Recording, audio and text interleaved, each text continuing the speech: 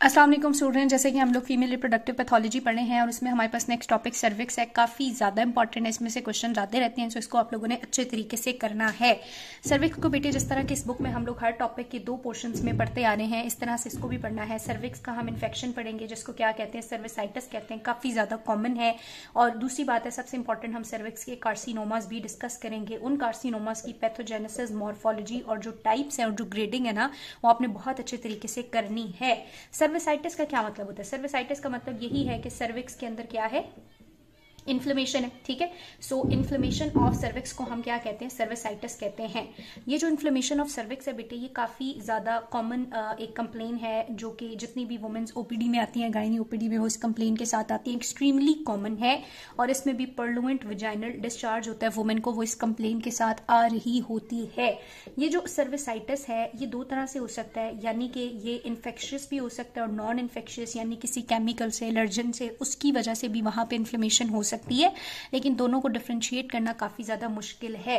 अगर हम causative organism की बात करें तो मल्टीपल ऑर्गेनिजम्स हैं जो सर्विसाइटिस कॉज कर सकते हैं। For example aerobe and aerobe, यानी कि स्ट्रेप्टोकोकाई हो गया या स्टेफेलोकोकाई हो गया, या उसके अलावा हमारे पास इंटेरोकोकाई हो गया, इसी तरह बेटे ई कोलाई हो गया, या फिर वो कहता है कि हमारे पास जो कैंडिडा है वो हो गया। ठीक है, या उसके अलावा मोस्ट कॉमनली जो सर्विसाइटिस देखा गया सेक्सुअली ट्रांसमिटेड इन्फेक्शंस में, हमारे पास क्लमीडिया की वजह से बहुत ज्यादा ये हो जाता है। उसके अलावा यूरियोप्लाज्मा की वजह से, ट्राइकोमोनास की वजह से, इसी तरह नाइजीरिया गिनोरिया की वजह से, हर्पेस सिम्प्लेक्स वायरस और most common human papilloma virus की वजह से। ह्यूमन पेपिलोमा वायरस 40% केसेस में प्रेजेंट होता है और यही ह्यूमन पेपिलोमा वायरस जिनको होता है उनको आगे जाके सर्विक्स का कार्सिनोमा भी हो जाता है। ये काफी ज्यादा इंपॉर्टेंट रिस्क फैक्टर है। ह्यूमन पेपिलोमा वायरस जो सेक्सुअली ट्रांसमिट होता है सर्विसाइटिस और सर्विक्स के कार्सिनोमास के लिए। ठीक है, और उसके अलावा हर्पेटिक ट्रांसफॉर्मेशन भी होती है, इसकी ट्रांसमिशन भी होती है। मैटरनल इन्फेंट ट्रांसमिशन रेट भी काफी ज्यादा हाई है। अगर हम बात करें कि ये जो सर्विसाइटिस वाला पेशेंट है, इसकी क्लिनिकल कंप्लेंट्स किस तरह से होती हैं या आपके पास क्यों आता है, तो मोस्टली बेटे गायनी में आप बहुत ज्यादा डिटेल में पढ़ेंगे, या आगे भी मैं पढ़ाऊंगी कि 21 से ऊपर या सेक्सुअली जितनी भी एक्टिव वुमेन जो होती है ना, उनको ये सजेस्ट किया जाता है, आम लफ्ज में हम कहते हैं शीशे वाला टेस्ट करा लें। ठीक है, हम उन्हें कहते हैं कि वो अपना हर 3 साल बाद, हर 5 साल बाद ना पैप स्मेयर करवाती रहें। तो हो सकता है वो अपनी रूटीन एग्जामिनेशन के लिए आई है, रूटीन पैप स्मेयर टेस्ट के लिए आई है, उसके ऊपर ये कंफर्म हो जाए कि उसको सर्विसाइटिस है, या फिर वो पर्लुएंट विजाइनल डिस्चार्ज के साथ आएगी और वो जो विजाइनल डिस्चार्ज है वो स्क्रैपिंग लेके हम कल्चर सेंसिटिविटी करेंगे तो पता चल जाएगा कि इन्फेक्शन है और किस ऑर्गेनिज्म की वजह से है। ज्यादातर वुमेन जो है वो पर्लुएंट डिस्चार्ज या ल्यूकोकोरिया के साथ आती है। अगर मैं इसके ट्रीटमेंट की बात करूंगी तो ट्रीटमेंट में हमने एंटीबायोटिक देनी होती है, एम्पेरिकल फार्मूला होता है। प्रेगनेंसी में ज्यादातर फ्लूकोनाजोल वगैरह या इस तरह की हम लोग ऑइंटमेंट देते हैं। डायग्नोसिस के लिए हम कल्चर सेंसिटिविटी या न्यूक्लिक एसिड एम्प्लीफिकेशन टेस्ट करते हैं, तो डायग्नोसिस यूजुअली बन जाती है। और ट्रीटमेंट अगर बात करेंगे तो हमें एंटीबायोटिक्स ही देनी पड़ती हैं। ठीक है, तो सर्विसाइटिस में सिर्फ उसने ये लिखा हुआ है, बहुत आसान से, इसमें कुछ है ही नहीं। मोस्ट इंपॉर्टेंट चीज है कार्सिनोमा। सो कार्सिनोमा को बेटे हम यहाँ पे डिस्कस करना शुरू करते हैं कि जो सर्विक्स के कार्सिनोमास हैं वो क्यों हो सकते हैं, उनके क्या रिस्क फैक्टर हैं, कितनी टाइप्स हैं, क्या ग्रेडिंग है, और सबसे इंपॉर्टेंट बात आपने जो सर्वाइकल कार्सिनोमास है उनकी पैथोजेनेसिस समझनी है। सो बेटे सर्वाइकल कार्सिनोमा को स्टार्ट करते हैं। तो कहते हैं ये जो सर्विक्स का कैंसर है, या अगर हम कहें नियोप्लेजिया है, तो ये मोस्ट कॉमनली एपिथेलियल ओरिजिन का होता है। ठीक है, किधर से होता है, एपिथेलियल ओरिजिन से होता है। और अगर हम सबसे ज्यादा कॉमन इसकी ऑन्कोजेनिक कॉज देखें तो वो ह्यूमन पेपिलोमा वायरस होता है, उसके बाद यूजुअली सर्विक्स का कार्सिनोमा स्टार्ट होता है। एक इंपॉर्टेंट चीज आपने समझनी है, वो इंपॉर्टेंट चीज ये है बेटे, फॉर एग्जांपल हम कंसीडर करते हैं कि दिस इज सर्वाइकल ऑस। ये क्या है, सर्वाइकल ऑस है।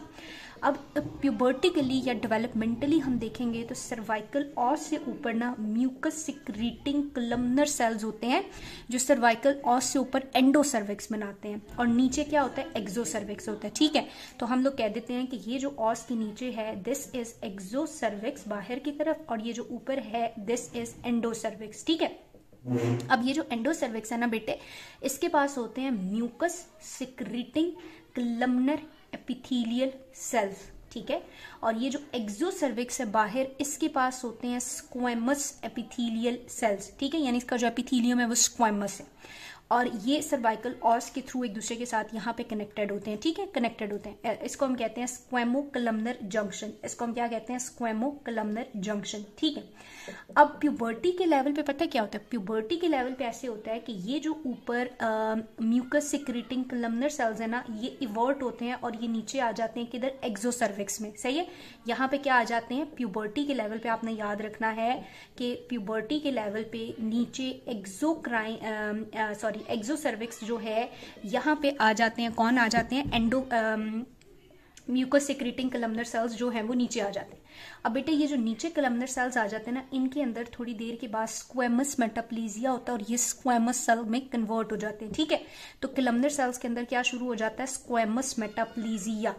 ये जो नए नए सेल बने हैं जो बेसिकली स्क्वेमस तो बन गए हैं लेकिन ओरिजिनली ये कलमनर थे। ये वो साइट है जो मोस्ट कॉमन साइट है जहां पे बहुत सारे ट्यूमर्स ओरिजिनेट होंगे।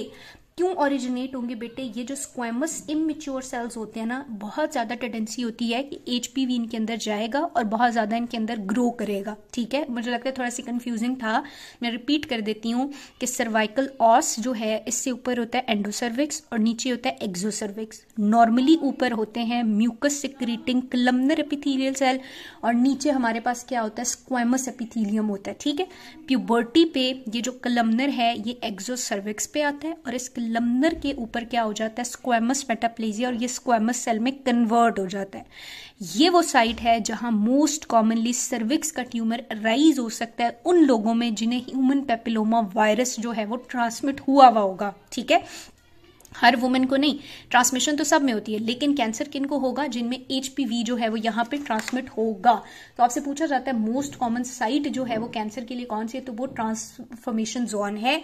इसको बेटे हम ट्रांसफॉर्मेशन जोन कहते हैं, ठीक है, जहां पे कलमनर सेल स्क्वेमस में कन्वर्ट हो गए।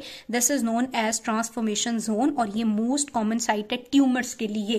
तो ये थोड़ी सी बात अब आपको समझ आ गई। अब मैं आप लोगों को पढ़ाती हूँ इसकी पैथोजेनेसिस, कि अगर सर्वाइकल कैंसर होता है तो वो किस तरह से होता है, क्या पैथोजेनेसिस है, क्या इंपॉर्टेंट कंपोनेंट है जो कि इसकी पैथोजेनेसिस के लिए रिस्पॉन्सिबल होते हैं। और ये काफी ज्यादा इंटरेस्टिंग भी है, इंपॉर्टेंट भी, आपने इसको अच्छे तरीके से समझना है।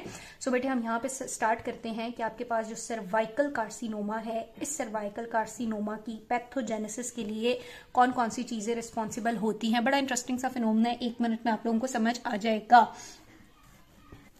अच्छा, अब हमने इसकी पैथोजेनेसिस डिस्कस करनी है। तो पैथोजेनेसिस को बेटे डिफरेंट पार्ट्स में उसने किया, वैसे थोड़ी कंफ्यूजिंग लगती है, मैं आपके साथ डिस्कस करती हूँ। वो कहता है कि सबसे मोस्ट कॉमनली अगर हम पॉजिटिव एजेंट की बात करें जो कि सर्वाइकल कार्सिनोमा कर सकता है तो that is human papilloma virus, ठीक है। ह्यूमन पेपिलोमा में भी जो high risk human papilloma virus होता है वो।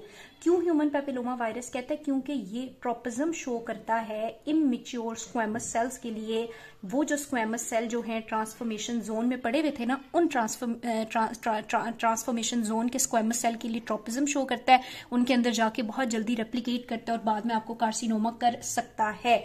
लेकिन अगर एचपीवी जो है वो बॉडी के अंदर चला जाए तो इसका जो बॉडी के अंदर स्टे होता है वो बड़ा ट्रांजिएंट सा होता है और मोस्टली केसेस में ह्यूमन का जो इम्यून सिस्टम, अगर एक वुमेन का इम्यून सिस्टम अच्छा है तो वो इम्यून सिस्टम इसको ना क्लियर कर देगा बॉडी से। जरूरी नहीं है कि ये अंदर जाके कार्सिनोमा करे, विद इन मंथ्स जो है इस इन्फेक्शन को क्लियर किया जा सकता है।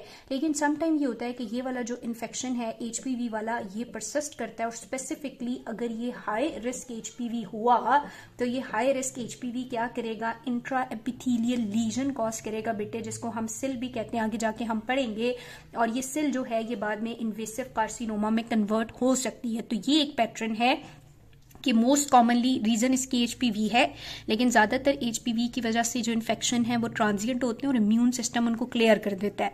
कुछ पेशेंट्स में जिनमें साथ में अदर रिस्क फैक्टर भी होंगे, ये इन्फेक्शन परसिस्ट करेगा और स्पेसिफिकली अगर ये हाई रिस्क हुआ तो फिर ये सेल में कन्वर्ट होगा। आगे चल के मैं बात करूंगी, this is in squamous intraepithelial lesion, और ये लीजन फिर काफी टाइम के बाद जो है वो इन्वेसिव सर्वाइकल कार्सिनोमा में कन्वर्ट हो सकती है। ये एक पैटर्न हो सकता है, ठीक है, या होता भी है। उसके बाद कहता है कि अगर हम लोग बात करें एचपीवी की डिटेक्शन की, ठीक है, अगर मैं यहीं पे उसने साथ में आपकी बुक में डिस्कस किया हुआ है कि एचपीवी वायरस की डिटेक्शन की अगर हम बात करेंगे तो ये मॉलिक्यूलर मेथड से तमाम केसेस में डिटेक्ट हो जाता है, ठीक है, मॉलिक्यूलर मेथड से ये डिटेक्ट होता है। और बहुत सारी वुमेन का जब हम शीशे वाला टेस्ट करते हैं, मैं आपको सिखाऊंगी गायनी में पैप स्मीयर, तो उसके ऊपर मोस्टली ये डिटेक्ट हो जाता है, ठीक है। अब अगर उसने यहाँ पे कहा है कि अगर एचपीवी कैंसर कर सकता है तो क्या रिस्क फैक्टर है, एचपीवी क्यों आता है बॉडी में और किसकी बॉडी में ये फैलता है या कैसे होता है, तो वो लोग बेटे ज्यादातर ना ये सेक्सुअली ट्रांसमिटेड होता है। तो अगर जो इंटरकोर्स है वो बहुत अर्ली एज पे हो जाए तो ये एक रिस्क फैक्टर है। उसके बाद मल्टीपल सेक्स पार्टनर अगर हैं, मल्टीपल सेक्स पार्टनर्स अगर हैं तो फिर एक रिस्क है कि ह्यूमन पैपिलोमा हो सकता है। या फिर आपका जो पार्टनर है, आपका एक ही पार्टनर है लेकिन उस पार्टनर के आगे मल्टीपल सेक्स पार्टनर है तो वो कर सकता है। इसी तरह वो कहता है कि अगर ऑलरेडी या पहले आप लोगों को एचपीवी हाई स्ट्रेन इन्फेक्शन हुआ है तो वो भी एक रिस्क फैक्टर है कि कार्सिनोमा हो सकता है। स्पेशली कुछ other environmental factor, for example smoking और जो पुअर हाइजेनिक कंडीशंस हैं वो भी कंट्रीब्यूट कर सकती हैं HPV virus and then HPV की परसिस्टेंट के लिए, और परसिस्टेंट से फिर वो कार्सिनोमा कॉज कर सकता है। अब बेटे हम लोग बात करते हैं इसके मॉलिक्यूलर मैकेनिज्म की कि ये बॉडी के अंदर किस तरह से पैथोजेनेसिस के लिए रिस्पॉन्सिबल होता है, या अगर ये पैथोजेनेसिस करता है तो किस तरह से करता है, ठीक है। तो कहता है कि बाकी तमाम वायरसेस की तरह, जिस तरह के बाकी तमाम डीएनए वायरसेस करते हैं, ये जो एचपीवी वायरस है ये भी क्या करता है कि होस्ट के जीनोम का पार्ट बनता है, ठीक है, होस्ट के सेल के अंदर जाता है और उसकी जीनोम का पार्ट बनता है, और होस्ट का जो डीएनए पॉलीमरेज है उस डीएनए पॉलीमरेज को यूज करके एचपीवी अपनी बहुत सारी कॉपीज बनाता है, यानी बहुत सारे वायरॉन्स बना लेता है, और वो वायरॉन्स फिर स्क्वेमस सेल से शेड होते हैं।